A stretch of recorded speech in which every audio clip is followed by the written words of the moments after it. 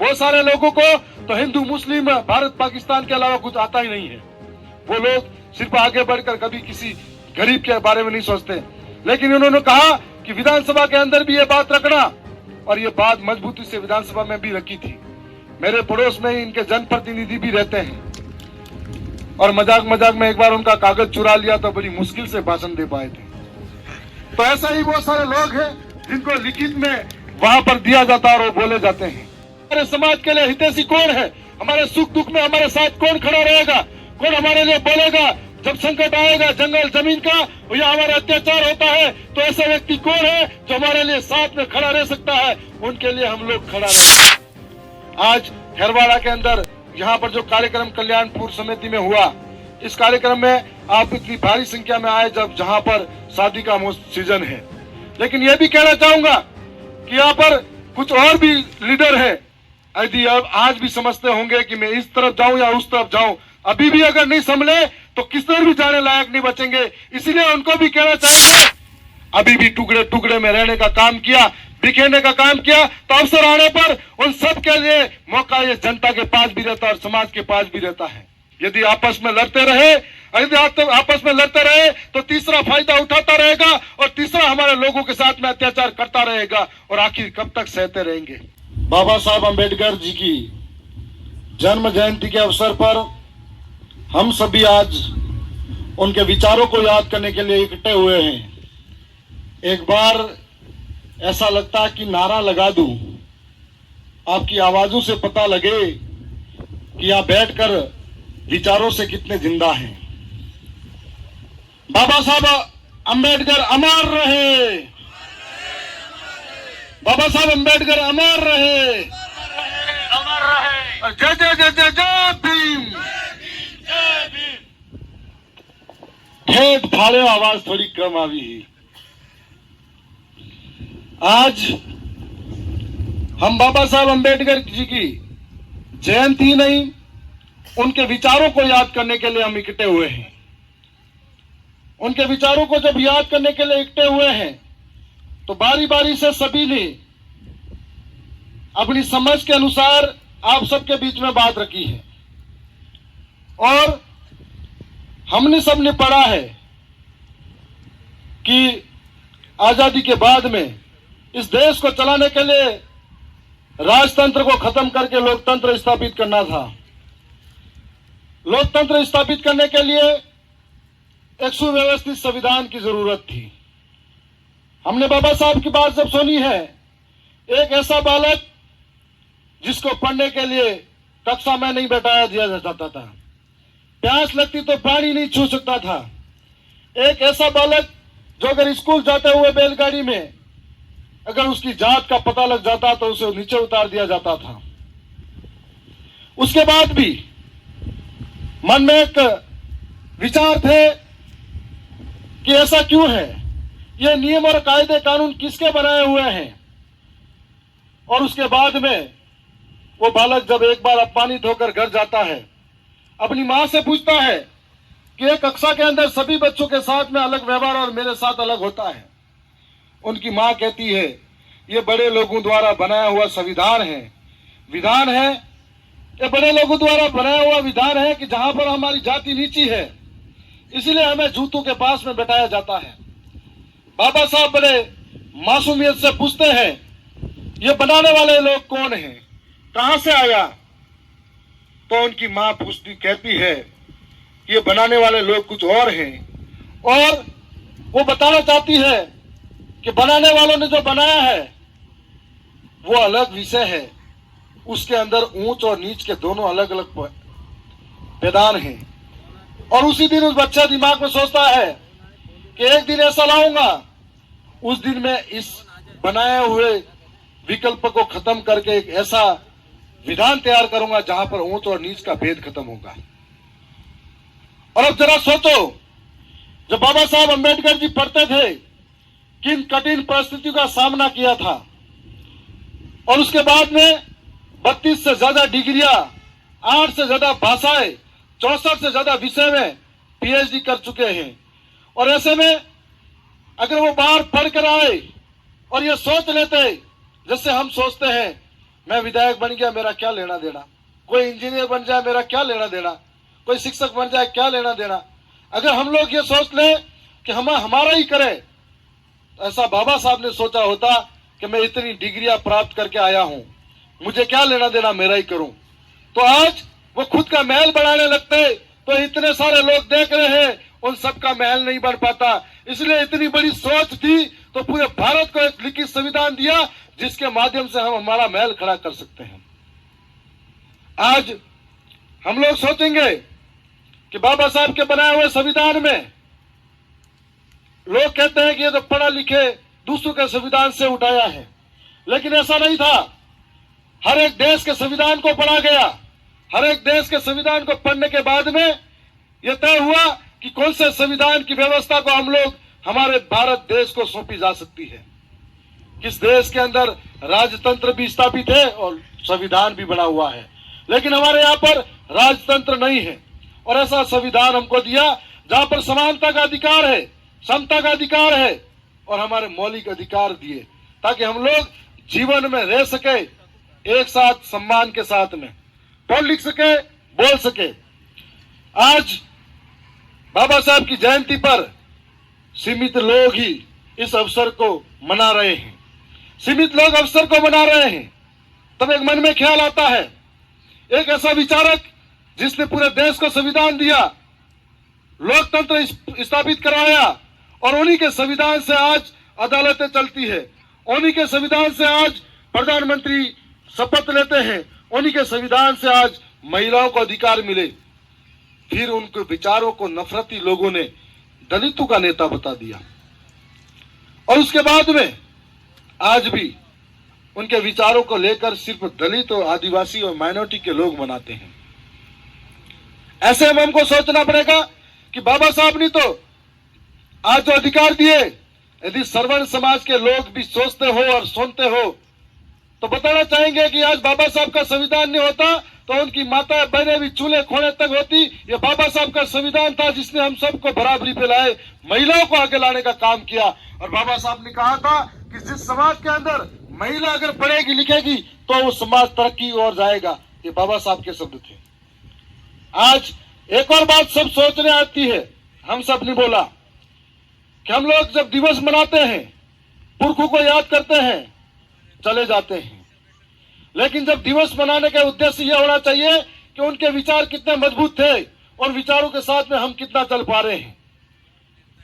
बाबा साहब ने किन कठिन परिस्थितियों के अंदर पढ़ाई लिखाई की, पढ़ाई लिखाई करने के बाद में इस देश के लिए क्या किया, तो आज हमारे जैसे नौजवान युवाओं की जिम्मेदारी है, यदि कोई शिक्षक है उसकी जिम्मेदारी है कि वो समाज में सिर्फ शिक्षा बच्चों को न पढ़ाकर कुरीतियां हैं, उन कुरीतियों को समाज में दूर करने वाली शिक्षा भी गांव गांव दे। यदि कोई इंजीनियर है तो ऐसा पुल तैयार करे जिससे सभी समाज के लोगों को फायदा हो। यदि कोई राजनेता है, चाहे वो विधायक हो या कोई और हो नेता, जो सभी को बराबरी का हक दिलाए, कोई ऊंचा नहीं कोई नीचा नहीं, हम बराबरी में बैठेंगे, ये बात करे, ऐसा हमारे साथ होना चाहिए। और आज बहुत सारे नौजवान युवा, उनके लिए भी एक प्रेरणा का विषय यह हो सकता है कि आज की तारीख में हमारे बहुत सारे लोग कहते हैं मेरे पिताजी कमजोर थे, आर्थिक रूप से मैं पढ़ाई नहीं कर पाया। बहुत सारे लोग कहते हैं कि मेरे पास इतना धन दौलत नहीं था, मैं शिक्षा से वंचित हो गया। तो उनको दारू मदिरा और गुटखा खाने का पैसा मिल जाता है, लेकिन उस जगह बहाना बनाएंगे हमारे पास नहीं था। ऐसे वक्त में हमें बाबा साहब के संघर्षों को याद करना पड़ेगा कि जिनके सामने इतनी परिस्थितियां थी पर उन्होंने कभी यह बहाना नहीं बनाया कि मैं ये नहीं कर सकता। इसीलिए हम सब कर सकते हैं, हमारी इच्छा शक्ति और मन शक्ति बड़ी होनी चाहिए। आज आजाद भारत के अंदर जब भारतीय संविधान लागू हुआ, उस संविधान के बाद में हमको अधिकार मिला, लोकतंत्र के अंदर वोट का अधिकार मिला। ऐसा अधिकार जहां पर रानी की कोख से राजा पैदा नहीं हो सकता, आपके वोटों के माध्यम से आपका सेवक कोई भी होगा, लोकतंत्र में चुनकर वो पैदा होगा। ऐसा संविधान मिला। और इस संविधान के बाद में हम लोगों को गांव गांव गली गली मोहल्ले मोहल्ले में इस संविधान को हम लोगों को समझाना पड़ेगा कि संविधान की रक्षा में हुई, संविधान मिला, तब जाके हम लोग अपने आप को सुरक्षित महसूस कर रहे हैं। फिर भी जब संविधान होने के बाद भी आज भी हमारे लोगों के साथ में अन्याय होता है, अत्याचार होता है, आज भी देश के अंदर कई जगह हमारे सर पे मुता जाता है। आज भी देश के अंदर कई जगह ऊंची जाति के लोगों द्वारा हमारे लोगों की जमीनें हड़पी जाती है। आज भी हमारे साथ में जाति का भेदभाव होता है, चाहे कोई मटके से पानी छूता हो, चाहे कोई मुंचे रखता हो, ऐसे लोगों को मारा जाता है। और हर दिन भारत के अंदर हो या राजस्थान के अंदर हो, हर दिन किसी न किसी दलित की पिटाई रोज होती है। सोचो यदि ये संविधान नहीं होता तो हमारा हाल क्या होता।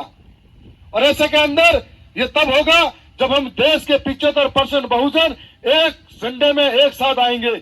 आज हम टुकड़े टुकड़े में बटे हुए हैं। जितने समाज है उतने संगठन तैयार कर रखे हैं, जितने झंडे तैयार कर रखे हैं। इसलिए समाज और संगठन की वजह से हम लोग आपस में टूटे हुए। और आज हम लोग कहेंगे कि बाबा साहब ने संविधान दिया है, इस संविधान के माध्यम से हमारे आने वाली पीढ़ी को पढ़ाना है, लिखाना है, शिक्षित बनाना है। इसलिए कि बाबा साहब ने यह कहा था कि जो शिक्षा ग्रहण करेगा जो आगे बढ़ेगा। जो इसलिए कि मैं कहना चाहूंगा कि पढ़ाई हमारे समाज में इसलिए जरूरी है कि संवैधानिक अधिकार हमको तब मालूम होंगे जब हमारे घर में शिक्षा होगी। अन्याय अत्याचार से जब बचा जाएगा जब हमारे पास शिक्षा होगी। सरकार की योजनाएं तब हमारे पास लागू करवा पाएंगे जब हमारे पास शिक्षा होगी। जब हमारे पास शिक्षा नहीं होगी तो हम कैसे आगे बढ़ेंगे। और शिक्षा वह शेरनी का दूध है जिसे जो पिएगा वो दहाड़ेगा। आज एक बात और सोचना कि भारतीय संविधान के अंदर चाहे देश की संसद हो या राज्य के अंदर विधानसभा हो, हर एक कानून पे बहस होती है, हर एक कानून की बात की जाती है।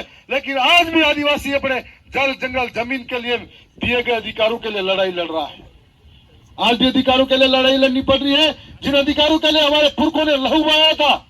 और आज विधानसभा के अंदर हो या लोकसभा के अंदर हो, सीमित लोग ही बात करते हैं कि 5वीं अनुसूची के कायदे कानून लागू होने चाहिए।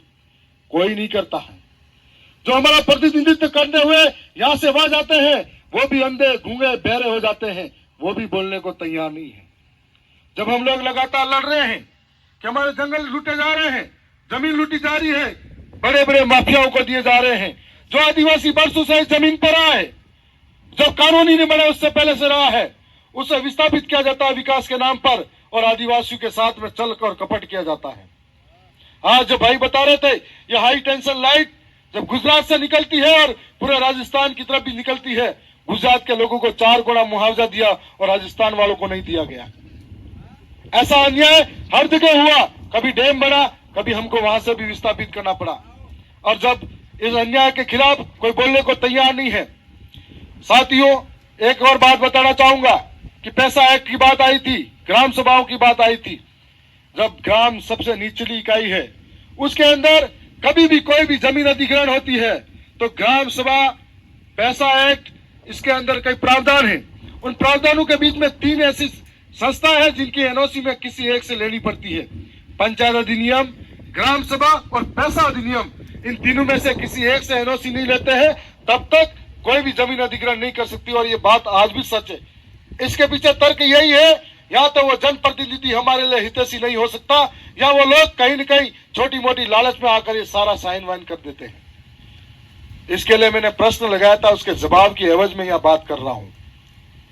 ऐसे ही लोगों के साथ धोखा होता है, हमें समझना पड़ेगा इन धोखों से। और आज जो समाज के साथ में जितने भी भाई नौजवान हैं उनको इन पुरखों के सामने देखकर उनके इतिहास को पढ़ना पड़ेगा। यहाँ पर जो काली बाई है, मात्र 12 साल की उम्र के अंदर उन्होंने समाज के लिए, शिक्षा के लिए किस तरीके से आगे आई थी, ये बात हमारे समाज को समझाना पड़ेगा। महामानव बिरसा मुंडा जो एक जवानी की उम्र के अंदर किस प्रकार से समाज के लिए शहीद हुए थे और आज हमारे नौजवान इस जवानी की उम्र में राइडर बनकर अपनी जान गंवा रहे हैं। ये समझ जाना पड़ेगा कि बाबा साहब अम्बेडकर ने संविधान दिया, इसका उपयोग किस प्रकार से किया जा सकता है। हमें पढ़ना होगा, समझना होगा। कहते हैं कि इनके पास, इनकी लाइब्रेरी के अंदर 50,000 पुस्तकें थी और उनसे ज्ञान अर्जित करते थे। आज के युग में एआई का जमाना है और एआई के जमाने में हम लोग चाहे तो 50,000 लाइब्रेरी के एवज में 5 लाख से ज्यादा किताबें मोबाइल के अंदर पढ़ सकते हैं, बशर्ते आपके अंदर उपयोग करने की क्षमता होनी चाहिए। आप किस प्रकार का उपयोग करते हो। आज जगह जगह अलग अलग तरीके का वातावरण बना गया है। हमारे समाज के लिए हितैषी कौन है, हमारे सुख दुख में हमारे साथ कौन खड़ा रहेगा, कौन हमारे लिए बोलेगा, जब संकट आएगा जंगल जमीन का या हमारा अत्याचार होता है, तो ऐसा व्यक्ति कौन है जो हमारे लिए साथ में खड़ा रह सकता है? उनके लिए हम लोग खड़ा रहे, ऐसे लोगों को हमें समझाना पड़ेगा। बहुत सारे लोग हैं जो हमारे साथ में चल और कपट करके यहां से आगे जाते हैं और हमारे लोगों के साथ में अन्य अत्याचार करने में आगे देते हैं। आज खैरवाड़ा के अंदर यहाँ पर जो कार्यक्रम कल्याणपुर समिति में हुआ, इस कार्यक्रम में आप इतनी भारी संख्या में आए जहां पर शादी का सीजन है। लेकिन यह भी कहना चाहूंगा कि यहाँ पर कुछ और भी लीडर है, यदि अब आज भी समझते होंगे कि मैं इस तरफ जाऊं या उस तरफ जाऊं, अभी भी अगर नहीं संभले तो किधर भी जाने लायक नहीं बचेंगे। इसलिए उनको भी कहना चाहेंगे कि एक साथ आकर इस जाजम पे बैठकर आप इस साथ में समाज के सुधार में आ जाइए, वरना बहुत का बुरा हाल हुआ है। समाज अपन को ऊपर ले जा भी सकता है और नीचे भी जा सकता है। अभी भी टुकड़े टुकड़े में रहने का काम किया, बिखेरने का काम किया, तो अवसर आने पर उन सब के लिए मौका ये जनता के पास भी रहता है और समाज के पास भी रहता है।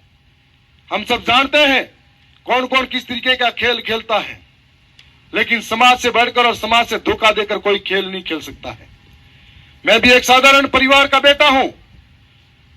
मुझे कभी उम्मीद नहीं थी कि मैं विधानसभा में जाकर इस दलित, शोषित, पीड़ित, वंचित की आवाज बढ़ूंगा, लेकिन उन्होंने मुझ पर भरोसा किया, बिना दारू, पैसा, रुपया से मुझे जिताकर वहां भेजा है और उसकी बदौलत वहां आवाज उठा रहा हूं। और आज यहां पर भी ये समाज अगर सच्चा सेवक जो भी होगा उनको भी यहां से उठाकर वहां भेज सकती है। ये क्षमता है, ये निर्णय करने की क्षमता भी है। और हम सब जानते हैं कि आज आने वाला समय हम सबके लिए खतरा है।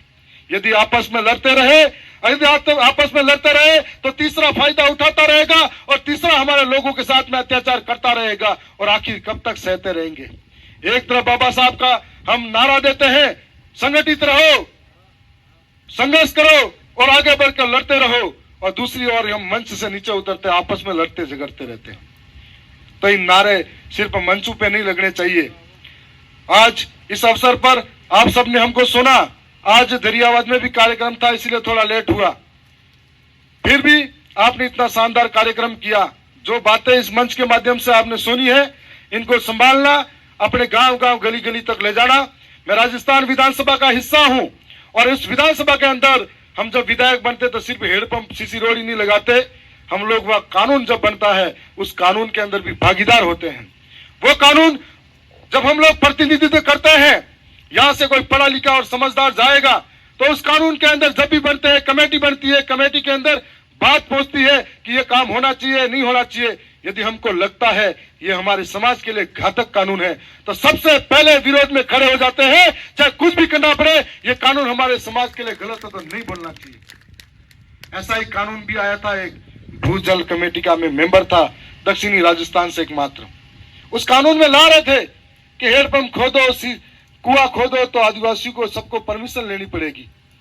मैंने कहा जिसके पास में बड़ी मुश्किल से ट्यूबवेल के लिए पैसा इकट्ठा करेगा वो फाइलों के ऊपर भी पैसा देके जाएगा क्या?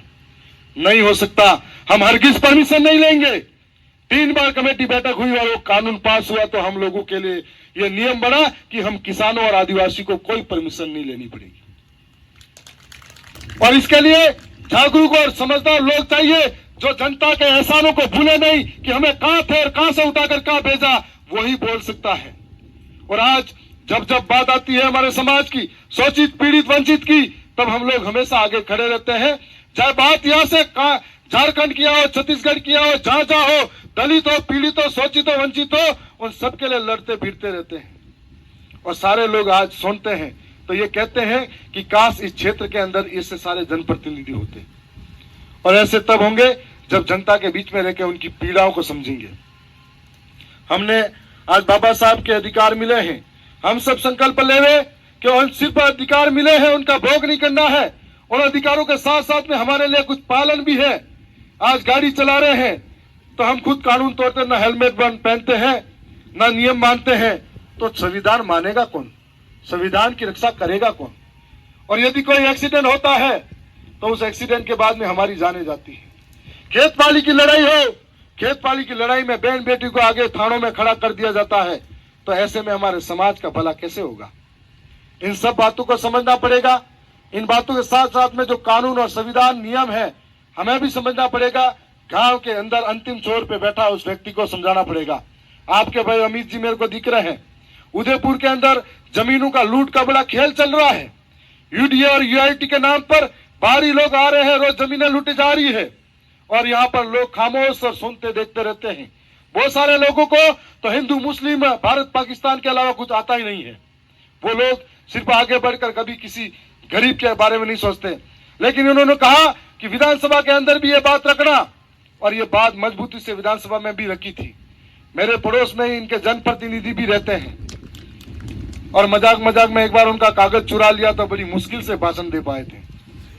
तो ऐसा ही बहुत सारे लोग हैं जिनको लिखित में वहां पर दिया जाता है और वो बोले जाते हैं।